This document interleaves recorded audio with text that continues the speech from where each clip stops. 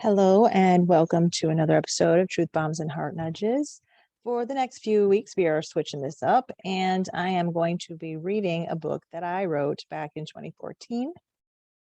It is called God's Gift of Second Chances. I wrote it when I was going through a really rough time. My father had passed away. I was going through a divorce. I was in a really rough place and wondering why life was the way that it was.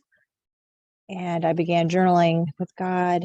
And I even remember when he was telling me I was going to write a book. And I was like, excuse me. I'd always wanted to be a writer. Excuse me. But wanting and doing are kind of just two different things sometimes, because in order to really write, it must first be. You have to know what it is that you're writing about. And so this book came about because God was teaching me that he gives us second chances, that we have never gone so far off our track, off our path, that we can't come back. So with that in mind, this week we are going to start with chapter 1, Detour. And I'm going to be commenting as I read, just to kind of give greater context in what I was doing. But with each chapter is a piece from my journaling, because like I said, I started journaling with God to really understand him and to get into a relationship with him. It's not just me begging him to give me the things that I want or yelling at him because I didn't get what I wanted. This was actually taking the time out to abide in his presence and to allow him to speak to me. And these are the things that he wrote. So chapter 1, Detour, March 31st, 2017. Keep inside the realm of my protection. Keep on your path. Do not detour. Trust in where I am leading you. So back in 2014, 3 years before that, God told me I was going to write a book called Second Chances. And this may seem odd, but it had perfect clarity for me because God had been working on me and changing my heart to his purpose for my life. It is the story of my new life, the second chance God gave me after I had made a mess of everything. He has shown me how many of his children are looking for a second chance, but don't believe they get one. I'm here to tell you that God wants to give you your second chance. He is right here waiting for you to come to him, to acknowledge who he is and what he can do. No, it will not be easy, and there will be days you want to give up. But if I can get you to understand one thing, it would be that it is worth it. God is worth it all, and he longs for you to come back to him. He wants a relationship with you. He wants to pull you into his arms, clean you up, fix what is not okay, and give you a new life, a life with him, full of everything your heart desires. He can only do it for you if you let him. You have to give him permission. You have to give him the pen to your entire life. Go where he wants you to go. Do what he wants you to do. Walk away from what is not glorifying to him and be willing to change for him. This may seem like a ridiculous notion because seriously, who wants to give up their control? And I thought that once too, until I understood that I really didn't have any control over anything else in the first place. And so I have to ask, do you really have control? And I found the answer was no. And once I understood everything was and is out of my control, I wasted no time getting out of God's way, because he does have control and he will do what is best for me. God knows you better than anyone, even better than you do. And so let me kind of stop for a second and just think about and what I mean by control is, like, we can't make the sun not set or the sun not rise or the stars hide or stop the moon from passing behind the sun. All of creation is out of our control. We can't cause it to rain. There's so many things that we don't have control over. And yet we try. I know for me, for years, I tried so hard to control everything. And all I ended up with was a life completely spiraling out of control. God created you for a specific purpose. And if you allow him, he will clean you up and put you back on the path you were meant to be on before you took yourself off it. It is so easy to blame God for all that's gone wrong in life. But if you take a deeper look, you may just find you did it to yourself. And this was the hard truth for me to look at. It was easy to blame God for all of my own mistakes. But he showed me that every time I did something without asking if it was for me, I took myself a little off my path. Every time I chose to do what the world was doing, I moved farther away from my God. Just because the world thinks one thing does not mean it is the right thing. I believe if you are reading this book right now or listening, your life has veered off course in some way, and you desperately need to hear what this book has to say. I ask that you read it with an open mind or listen with an open mind and allow for God's truth to show you the way to your second chance, because he's the only one who can give it to you. So if you're ready to get second chances, keep reading. Hold on. It might get a bit bumpy. Truth isn't always easy to hear, but the more you hear it, the easier it is to learn, grow, and let go. At the beginning of writing this book, I became a little sidetracked. God has done so much in my life over those last 5 years, and that was back in 2014.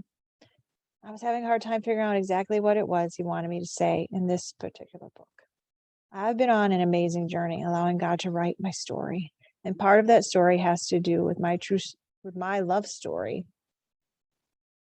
So I was perplexed at how writing about second chances, because all of these were part of my second chance, so many different things. So finally just asked God what it was he wanted me to say, and the rest is this book. If I look back to when I was little, even looking there, I see myself wanting to write.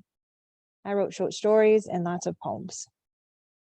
I could pretend to think I don't know why it took me so long to become a writer, but in truth, I do know. I allowed Satan to lie to me repeatedly, and by listening to his lies, I lost my way. I forgot about all of my dreams. My wishes no longer seemed important or even possible. Slowly, my path became less straight and congested as Satan led me farther and farther off track. Sometimes life takes what we call a detour. Now, if you look at us up, this came from dictionary.com, states the meaning of detour is this: a roundabout or circuitous way or course, especially when used temporarily when the main route is closed. So you might be thinking, I know what detour means, so why are you giving me the definition of it? The first reason is because I want anyone of any age to hear this or to read this book and understand what God wants them to know. And second, because God is showing me things even as I was writing this book. He was there. He just simply amazes me all the time. He is in the little things, even in definitions. I'm not kidding. Start looking up definitions all the time and really abide in it and just listen and feel what it actually means. Detour is a roundabout course because the main route is closed. When we make all of our own decisions and do things because it feels good or it makes us happy, we can move ourselves off the path God created for us, which is the main route, and detour us to a path that was never even meant for us to take. My detour came about because I chose my own route, which, sad to say, took me off the course God had intended for me to be on. If you find yourself needing a second chance, then you probably took a detour for some reason, whether you chose it or not. Sometimes other things get us off our track. My point is this: if you have gotten to a point in your life where you feel there is nothing left to do, no more choices to be made, you're standing in a place of shame that you feel you can never get out of, think that you're broken beyond comprehension, then you're not where you should be, and God wants you to take a different path. Sometimes we need to realize our path isn't about us, what we want, or what we need. Not what you wanted to hear. Wasn't what I wanted to hear either. But in truth, we are here because God created us, and we do in fact have a purpose. You have a very unique, specific purpose that's tied completely to you. Unfortunately, I cannot tell you what your purpose is, but hopefully the words in this book will help you to allow God to write your story, and then you will find your purpose. And it's funny that I said that back then, because I have a new course. And again, when God told me I was writing, that third chunk of that program was specifically on purpose. And I'm like, I don't know. The Bible is just full of so much that we're meant to be doing. And somehow we miss it. But that's a whole other story. Just had a little sidebar. One of the easiest ways to lose your way is by comparing yourself with others. When we start to want what other people have, we lose sight of what is meant for us because we are too busy coveting what someone else has. It's important to remember that God has our best in his hands. He has enough for everyone. There is no need to want what someone else has because their best is not your best. Wanting what others have causes jealousy and envy, and both of those things will keep you from God. Proverbs 14:30 says, a heart at peace gives life to the body, but envy rots the bone. I remember reading that. I was like, oh my gosh, envy rots the bones. Envy is destructive to your peace. It's a snare. Looking for things others have keep you from what God has for you. He cannot give you your own things when your eyes are on idols. And idols are anything that keep you distracted from God. It could be sparkly things you think you need, so you spend money foolishly in the pursuit of them. It could be television, drinking, anything that is pulling your focus from God. Television, TV shows. It's anything that you use in place of Him. Job 5:2, resentment kills a fool and envy slays the simple. There we go again with envy. When you move your focus from God, things get hard. Things become confusing and your way is lost. Losing your way opens up doors for Satan to snare you. Satan is always looking for a way into your life. He wants nothing more than to distract you from your purpose and keep you off the path God created for you to walk. Here we go. Revelations 12:9, the great dragon was hurled down, that ancient serpent called the devil or Satan, who leads the whole world astray. He was hurled to the earth and his angels with him. So not only do you have Satan leading you astray, but all the angels that were cast out with him. They're so busy trying to keep you ensnared. They will use anything they can think of to keep you from your destiny, anything to move you into the darkness where you can no longer see what is right in front of your face. To have you see with the world's eyes is a trap. To act as the world acts is a trap. To believe as the world believes is a trap. Envy traps you. And every trap is a snare. And again, here we go to definition of snare. According to Merriam-Webster.com, a snare is something by which one is entangled, involved in difficulties, or impeded, something deceptively attractive. Think about that. Satan uses deceptively attractive things to ensnare you. It would be silly for him to try to use something that we're not longing for. He watches you. He listens to the things that you say, and he uses your words against you. He learns what you like and what you dislike. So did you catch that? He listens to the words you say and uses them to his advantage. He figures out what would mean the most to you so you can lead you astray. You've got to be careful and watch where you're going by keeping your focus on God so he can keep you from snares set out by Satan. When you make comments of your doubt, or you might say, oh, if this happens, I'm going to be so mad. Well, then guess what? He's going to do that because he knows, she's going to be mad. She already told me she's going to be mad, so I'm going to do it. We make it so easy for him when we voice our doubts out loud. He's going to use every doubt against you. Every single one. Be careful what you say out loud. He's waiting. He's listening. He's ready to attack all the time. He's always ready. There are a ton of snares that Satan uses, and it would be impossible for me to write them all down. Because what snares me may not snares you. But I have learned that he uses the same lies.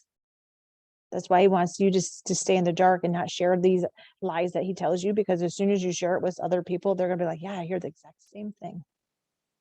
Right? So you each have your own desires, and Satan's going to use those to keep you distracted.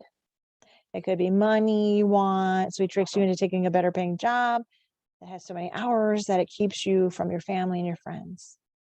It could be things that catch your eye, so Satan persuades you that you need them, so you get deeper and deeper into debt, full of meaningless earthly things that rust and fade away.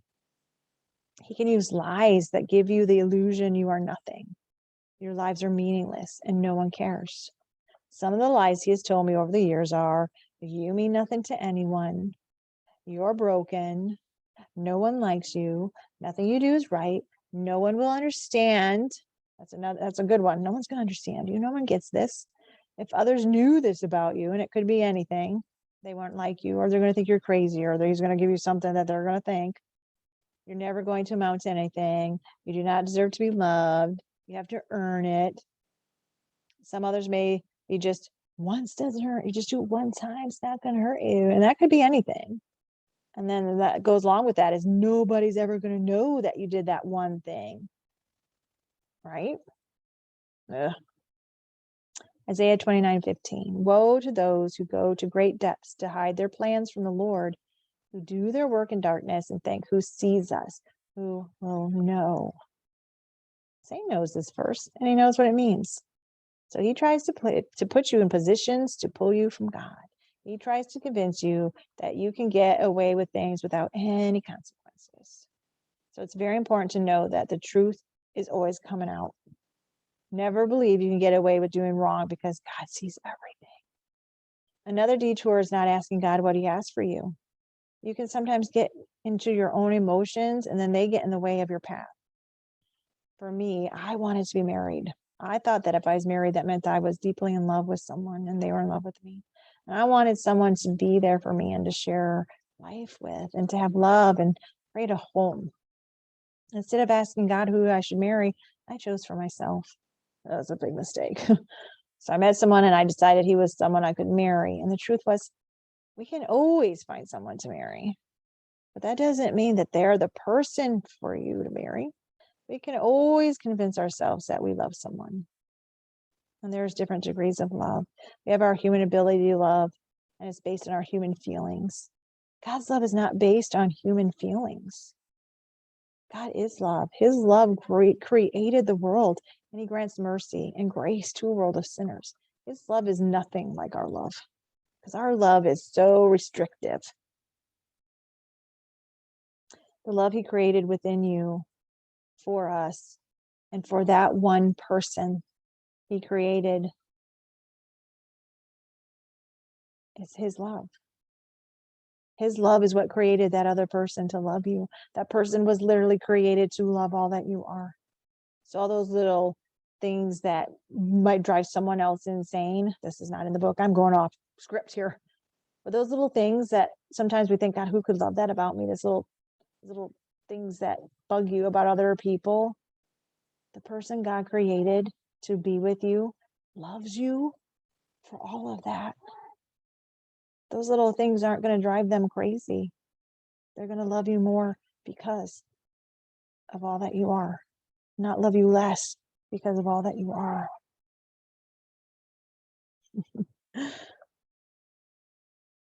Okay, so the person God chose for you, the person he created for you to share your life with, is a love created by God. It's not a human love. It is God. The love he created for you has purpose, and that person will match your path.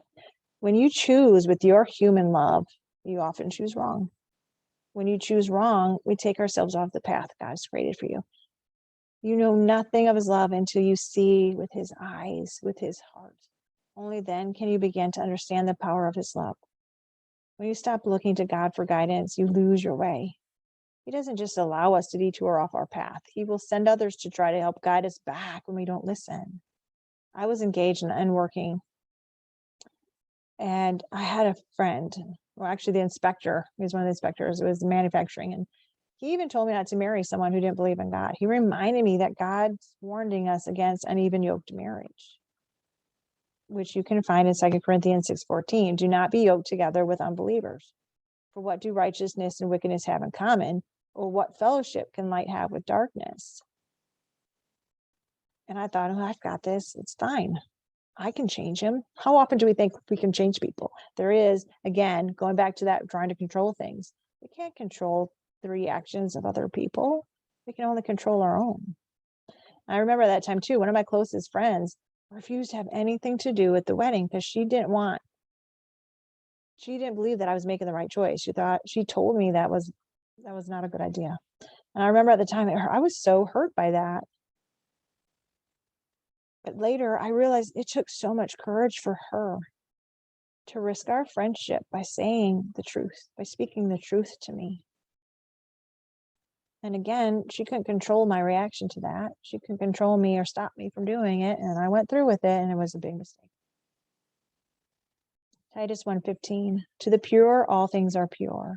But to those who are corrupted and do not believe, nothing is pure. In fact, both their minds and consciences are corrupted. My mind was corrupted back then, and I believed that I could marry a man who did not believe in God while I believed in God, and thinking that it's going to work out. That was one of the biggest mistakes that I've ever made, and it is one of the biggest mistakes, is believing we can change someone else. God's the only one who can change someone because it starts in their heart. He's the only one that knows what's in their heart. So he's the only one that the person has to ask God for help. God gave us free will. He will never intrude where he's not wanted. He patiently waits for you to call out to him and to give him your life. I didn't listen to either of these warnings. Instead, I decided I knew what I was doing, and I married him. And it was the worst 5 years of my life. Marriage is meant to be a covenant between God and the couple. By marrying without him, there was no covenant and therefore no protection from God. I entered into a marriage void of God. Think about that. That was the biggest detour I could possibly take. It led me so far from my Heavenly Father and so close to Satan's snares. An uneven yoked marriage is a really big snare. 2 Corinthians 6:14, don't team up with those who are unbelievers. How can righteousness be a partner with wickedness? How can light live with darkness? 1 Corinthians 7:12 through 13. If any brother has a wife who is not a believer and she is willing to live with him, he must not divorce her. And if a woman has a husband who is not a believer and he is willing to live with her, she must not divorce him. And so that was the biggest snare. I was trapped in a marriage void of God. I didn't realize what I was doing. I had nowhere to go and nowhere to run. I couldn't divorce him. I couldn't leave. I was stuck. I had no way out from this detour, and an uneven yoked marriage is pure torture and agony every single day. And you might be wondering why. As a believer, you look to the Word of God for guidance and for reassurances and for truth.